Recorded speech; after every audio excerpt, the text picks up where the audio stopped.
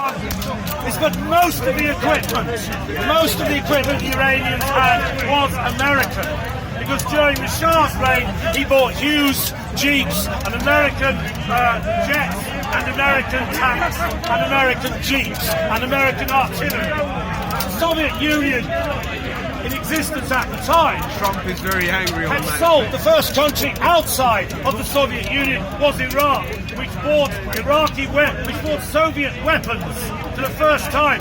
So when this war began, the Iraqis found themselves using Soviet M24 tanks and Soviet missiles and jeeps and artillery up against American artillery.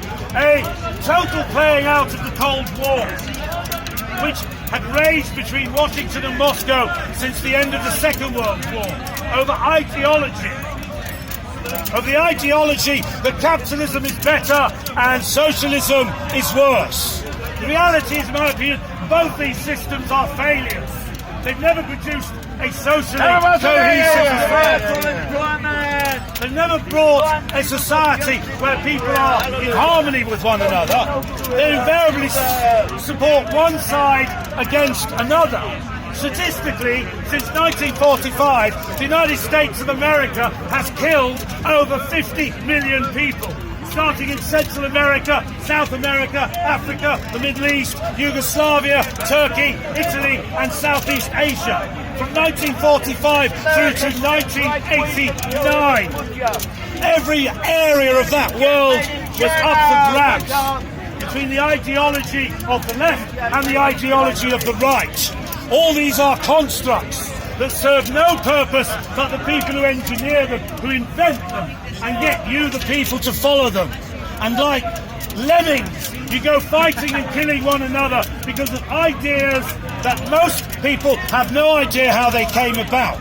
If indeed the Illuminati are evil, I would say to those who run these banking systems, the financing of war, the financing of tribalism, the payment of national flags, I would say to them, they will only have the support they have if the people continue to support antagonistic policies towards another people. Margaret Thatcher in 1988, 2 weeks after the Halabja massacre, when 5,000 people were massacred by Saddam Hussein's regime in Halabja. 2 weeks after that, Margaret Thatcher's government issued £250 million worth of sales to Saddam Hussein's Iraq. And it's a factor. It's a factor about your bum democracy. But the politicians you vote for, you're never really told about what they do, either before they get into power or during their time in power.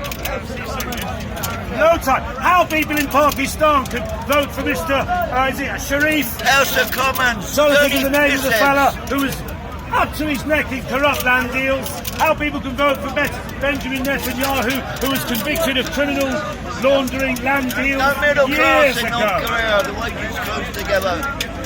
It seems bizarre that this democracy continues to foster boring, mediocre, uninspiring politicians who serve one thing, and that is the New World Order, the war industry, killing, armaments, guns, bombs and destruction. They never, ever talk about peace, reconciliation, a brotherhood of humanity, a world where poverty is attempted to be driven out.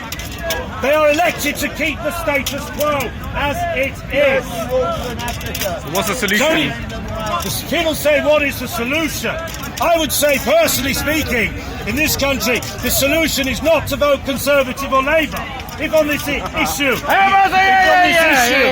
have any opinion, then I would say vote at least for the Liberal Democrats who have the wisdom to criticise the war. But I say shame on this country. I say shame on the people who run this country and the parliamentarians who preside over a country that produces 10% of the world's weapons. America produces over 60% of the world's weapons. Indeed, the armaments of North Korea, China, Russia, France and the UK alone do not equal the weapons industry of the United States of America. And what does it say about a country that spends such a largesse on its own erectile dysfunction, if you ask me, which is what weaponry is about. I have no respect for British soldiers who go to Afghanistan, who go to Iraq, who go to Syria, or what is little more than a mercenary war on behalf of the UK American empire of so-called democracy. It should be ultimately for the people in those countries to decide how their countries are run. But whilst democracy is pretty pathetic, in my own opinion, as it is, it has to be better than the dictatorships in Damascus or the one that existed in Baghdad and the one that's currently in place in Cairo.